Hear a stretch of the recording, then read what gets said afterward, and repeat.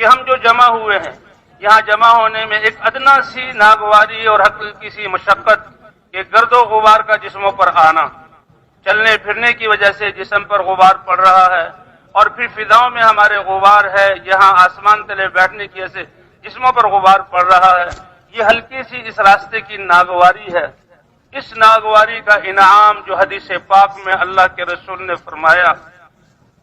کہ جو اس مقصد کے لیے اللہ کی سب ہم اللہ کے راستے میں آئے ہیں اور یہ وقت فارغ کر کے اس میدان میں بیٹھے ہیں، ساری انسانیت کے لیے ہم اللہ کی طرف سے ہدایت کے طالب ہیں، اس کے لیے بیٹھے ہوئے ہیں کہ اللہ کے راستے کی غبار جس جسم پر پڑ جائے تو اللہ تعالیٰ جہنم کی آگ تو بہت دور کی بات ہے، وہ تو درکنار، اللہ جہنم کا دھواں بھی ایسے لوگوں پر حرام فرما دیتے ہیں۔ یہ ہلکی سی ناگواری کا سوال۔ اور ایک حدیث سنی ایک عالم سے کیا کہ قیامت میں جب لوگ اللہ کے میدان محشر میں اللہ کے دربار میں پیش ہوں گے، کچھ لوگوں کے لیے کہا جائے گا کہ ان کے لیے عرش کے سامنے ممبر بچھاؤ، تو وہ ان ممبروں پر بیٹھیں گے تو وہ دیکھیں گے کہ ان کے اور جنت کے درمیان جو ان کے اور اللہ کے عرش کے بیچ میں مشک کے ٹیلے ہیں،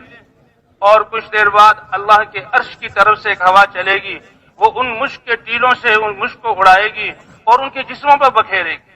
جیسے آج مٹی ہمارے جسم پر پڑ رہی ہے، وہاں اللہ کے عرش کے سامنے نور کے منابر پر یہ بیٹھے ہوئے اللہ کے مہمان، اور وہ مشک ان کے جسموں پر آ کر پڑے گی اور ان کی یہ فضائیں مشک والی ہوں گی، تو وہ فرشتوں سے پوچھیں گے کہ یہ مشک اور یہ اکرام کس وجہ سے؟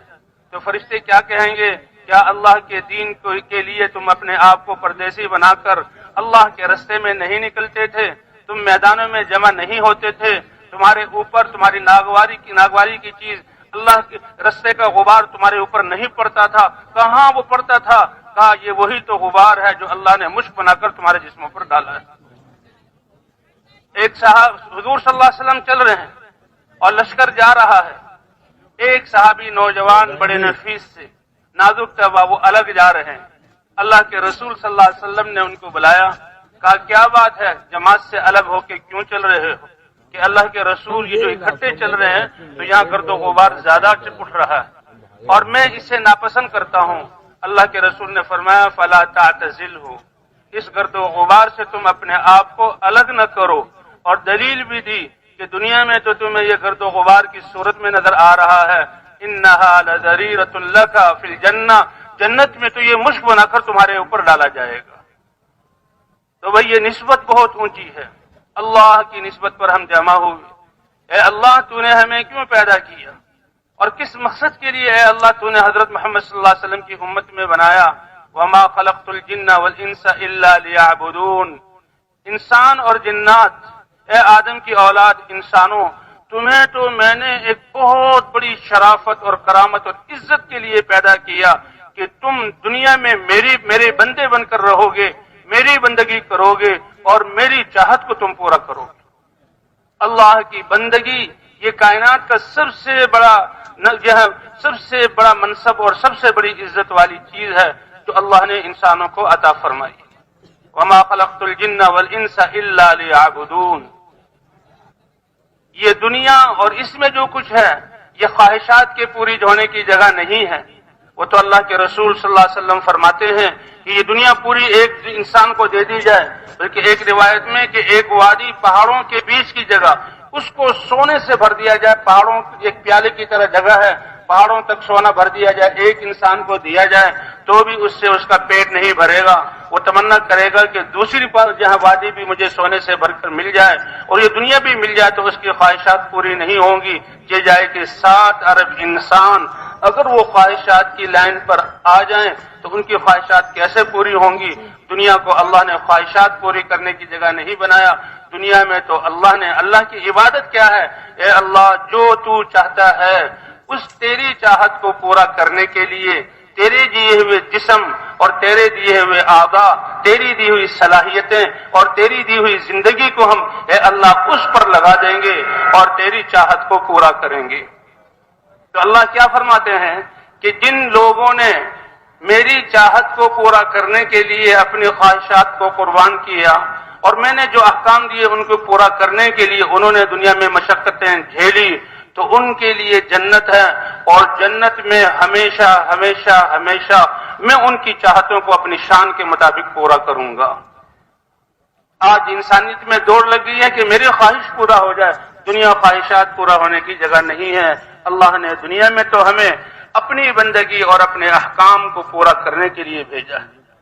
تھوڑی سی زندگی، پہلی امتوں کی عمریں بڑی ہوتی تھی اور ان کو صرف اللہ کے دین پر چلنا، اللہ کے احکام کو نبی کے طریقے پر پورا کرنا، اس کی ذمہ داری تھی۔ ہزار ہزار سال عمریں، اس سے بڑی عمریں، اس سے چھوٹی نوح علیہ السلام کے بارے میں آتا ہے ان کی 1200 سال عمر تھی، اور اسی طرح دوسرے انبیاء۔ لیکن اللہ حضور صلی اللہ علیہ وسلم کی امت، آپ صلی اللہ علیہ وسلم نے فرمایا اعمار امتی ما بین 60 و 70، میری امت کی عمریں عام طور پر 60 اور 70 کے درمیان ہوں گی، وَأَقَلُّهُمْ مَن يَتَجَاوَزْ، اور ان میں سے کم ہوگا جو 60-70 سال سے آگے بڑھے گا۔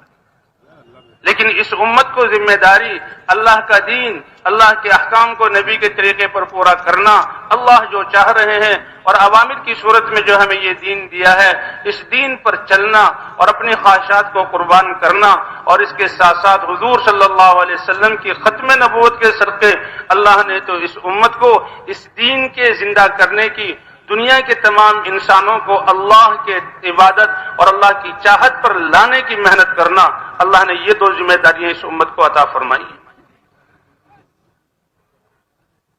والذین جاہدوا فینا لنہدینہم سبلنا وان اللہ لمع المحسنین، کہ جو اللہ کی رضا کو حاصل کرنے کے لیے اپنی جان اور مال کو لگائیں گے اور مشقتیں برداشت کریں گے، تو اللہ کا وعدہ ہے کہ سب سے بڑی دولت ہدایت ہم انہیں عطا فرمائیں گے۔ اس دنیا کو اللہ نے دار الاسباب بنایا کہ تمام چیزوں کو محنتوں کے ساتھ جوڑا، لیکن باقی دنیا کی بھی جتنی محنتیں ہیں ان کے ساتھ اللہ نے وعدہ ظاہر کرنے، وہ نتیجہ ظاہر کرنے کا وعدہ نہیں فرمایا۔ تجارت سے مال ملتا ہے لیکن وعدہ نہیں، زراعت سے غلے ملتے ہیں لیکن وعدہ نہیں، اسی طرح صنعت کاری سے اشیاء ملتی ہیں لیکن وعدہ نہیں۔ اس لیے کتنے صنعت کار، کتنے تاجر اور کتنے زمیندار محنت کر کے نتیجہ کچھ ملتا نہیں، پریشان ہوتے ہیں اور روتے ہیں۔ لیکن ایک محنت ایسی ہے کہ اللہ تعالیٰ نے اس پر وعدہ کیا ہے کہ سب سے قیمتی دولت عطا فرمائیں گے، اور وہ محنت ہے جو حضور صلی اللہ علیہ وسلم لے کر آئے تھے۔ والذین جاہدوا فینا لنہدینہم سبلنا وان اللہ لمع المحسنین، کہ ہماری رضا کو حاصل کرنے کے لیے جو لوگ کوشش کریں گے، جان مال اور صلاحیتوں کو لگائیں گے اور جہاد کریں گے، تو ہم البتہ ضرور و ضرور ان کو اپنے ساری راہیں کی رہنمائی اور رہبری فرمائیں گے اور دکھلا دیں گے جو ہم تک پہنچانے والی۔ تو ہماری سب سے پہلی اور سب سے بڑی ضرورت ہدایت کا ملنا ہے، اس دین میں اللہ کی معرفت کا نور اور یقین کا آ جانا ہے۔ ایمان کا ملنا یہ بہت بڑی نعمت ہے۔ دنیا کی حکومتیں مل جائیں یہ بھی اللہ کی نعمت ہے، مال مل جائے یہ بھی اللہ کی نعمت ہے، رزق مل جائے یہ بھی اللہ کی نعمت ہے، لیکن یہ چھوٹی نعمتیں ہیں، اور یہ نعمتیں تو اللہ اپنے نہ ماننے والوں کو، اپنے نافرمانوں کو اور مقابلے میں آنے والوں کو بھی دے دیتے ہیں، اس کی کوئی حیثیت نہیں ہے۔ لیکن ایمان اور اعمال اور دین کی محنت یہ اللہ تعالیٰ ان لوگوں کو عطا فرماتے ہیں جن کو اللہ چنتے ہیں۔ ایمان کا ملنا یہ بڑی نعمت ہے، اللہ کے دین پر عمل کرنے کی توفیق مل جانا یہ بڑی نعمت ہے، ہدایت کا مل جانا یہ بڑی نعمت ہے، اور پھر ایسی محنت جس سے تمام انسانوں میں ہدایت آ جائے، اس کے لیے تو اس امت کا چناؤ ہوا ہے۔